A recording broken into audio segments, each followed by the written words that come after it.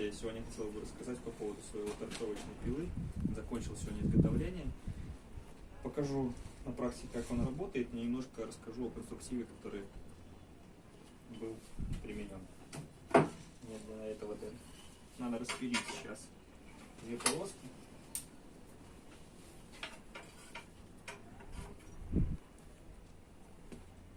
Немножко померяюсь.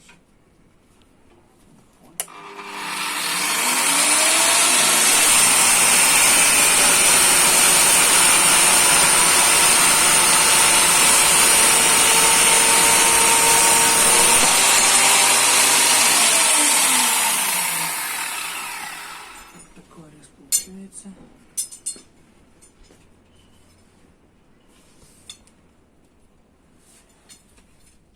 Итак, как можете видеть, это болгарка под 180 круг на 8000 оборотов. 1,8 киловатт в частности. Здесь очень важно, чтобы болгарка имела фиксацию, то есть чтобы не держать постоянно палец на взводе. То есть можно зафиксировать его и щелчком сбрасывать работу его.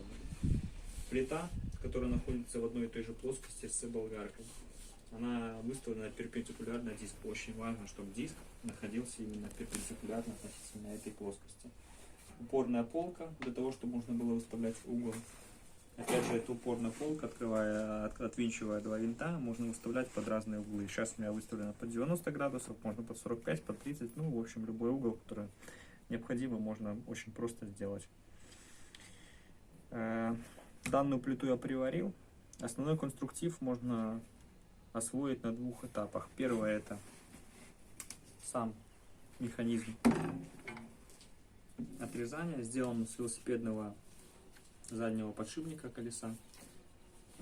Полностью перебрал его, собрал и поставил на две оси, сделанных с уголка 50-го. Сейчас давайте я вам сразу скажу, какая его высота. Где-то 100 миллиметров. С одной стороны, они два одинаковых. Для тех людей, у кого круг может быть болгарки больше, 230, могут эти уголки сделать повыше, на миллиметров 50-60. Соответственно, вылет от стола до диска будет больше. В моем случае, вот от нижней точки у меня вылет получается где-то 65. Мне, в принципе, его полностью хватает. И поэтому я не стал его добавлять. Расчетные значения примерно такие же остались. Сразу наперед скажу, что, возможно, все материалы, которые у меня остались по этому проекту, я постараюсь выложить ссылочкой в описании под видео. Если кому-то будет интересно, то можете скачать, ну и воспользоваться, в принципе, я не возражаю. В целом чертежа полностью 3D модели у меня нет, поэтому мы сейчас снимем все размеры необходимые для тех, кому будет это интересно, ну, чтобы могли это повторить. Первый узел я сказал, что это подшипник от велосипедного колеса.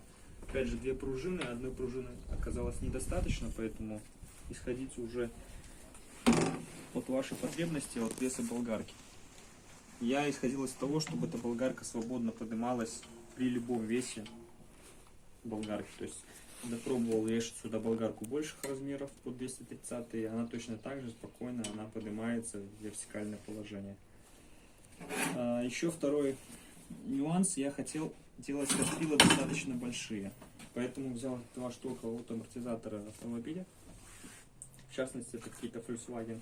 Я сейчас более переверну, более детально покажу их. Но смысл это в том, что вот эти две трубы наварены здесь не просто так. Если мне понадобится распилить что-то более большое, я поставлю на эти трубы.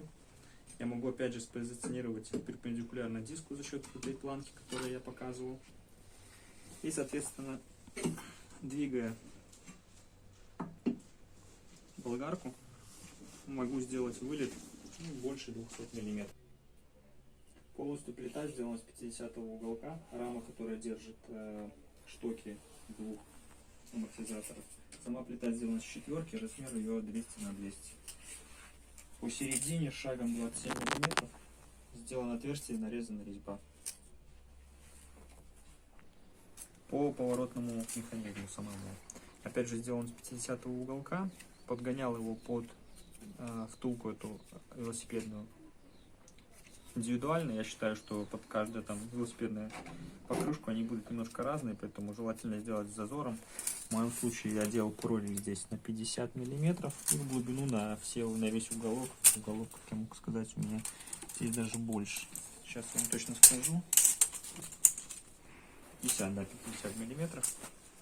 Сделал пропил. Здесь сделал окошко не просто так, с той целью, что если болгарка будет даже меньшего размера, я могу всегда второй упор от болгарки сдвинуть на нужное необходимое расстояние, просверлить отверстие, опять же на резьбу, и закрепить болгарку меньшего размера, то есть те, которые даже позиционируются как зачистные.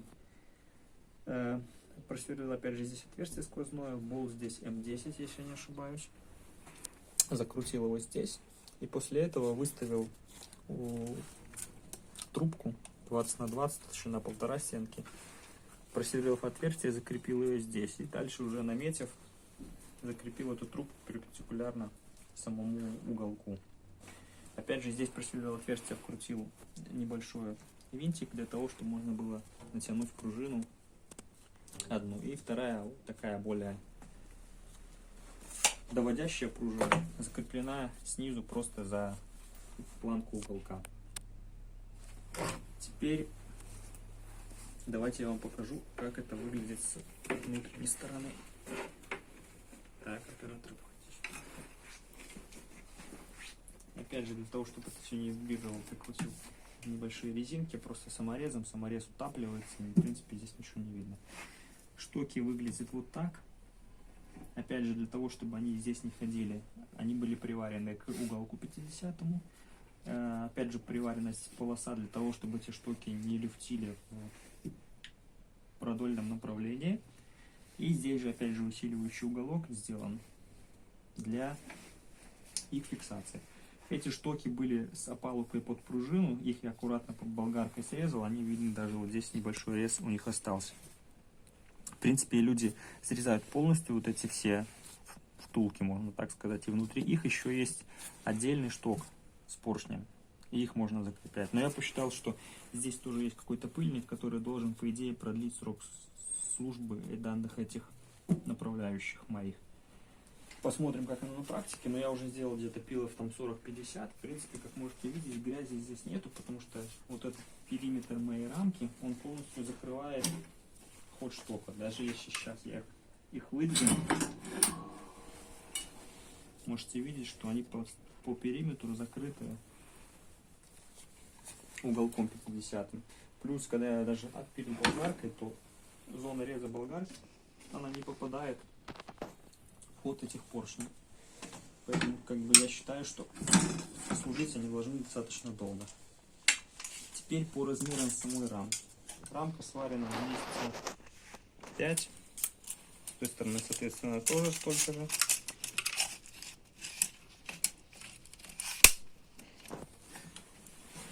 На 190, можно сказать. Опять же, эти размеры строились по факту, потому что я не знал, какие у меня будут амортизаторы до последнего дня. И модель, она хоть и была сделана, сейчас я вставлю небольшую врезочку видео, как это будет смотреться, как я планировал, как это будет смотреться. В итоге немножко конструкция была пересмотрена. Опять же, до конечного этапа я считал, что здесь, опять же, нужно упор на механизм делать, типа какой-нибудь струбцинки. Но в конечном итоге понял, что любую трубу я могу спокойно, с большим усилием держать самостоятельно в руках. И как бы экономится время на то, что я быстрее это все позиционирую, и быстрее происходит пил. Поэтому оставил только упорный болт. Такая вот конструкция. Еще по габаритам я сказал. Данная рамка у меня получилась 60. Общая рамка 61 на 440. Общая высота получилась от стола у меня 60. Ну, вместе с болгаркой в опущенном состоянии. Получается 56 где-нибудь так. В принципе, и болгарку можно тоже для тех, кто экономит место, завернуть с большим углом. В моем случае я хотел, чтобы не делать никакой ручки, а использовать ручку болгарки для отпиливания. поэтому оставил ее под таким углом. В дальнейшем была идея у меня еще, как могли заметить, что сами ход достаточно тугой. Со временем я считаю, что он разработается, потому что вот сейчас я могу вводить его достаточно легко. В начале и в конце он немножко подзаедает. Возможно, что оба амортизатора выстрелены не совсем перпендикулярно, небольшой есть клин. Но, в принципе, меня это не смущает. И возможно, что через месяц, если даже не получится разработать их, я сделаю здесь просто какую-нибудь ручку, которая с помощью рычага будет спокойно, легко ворочать.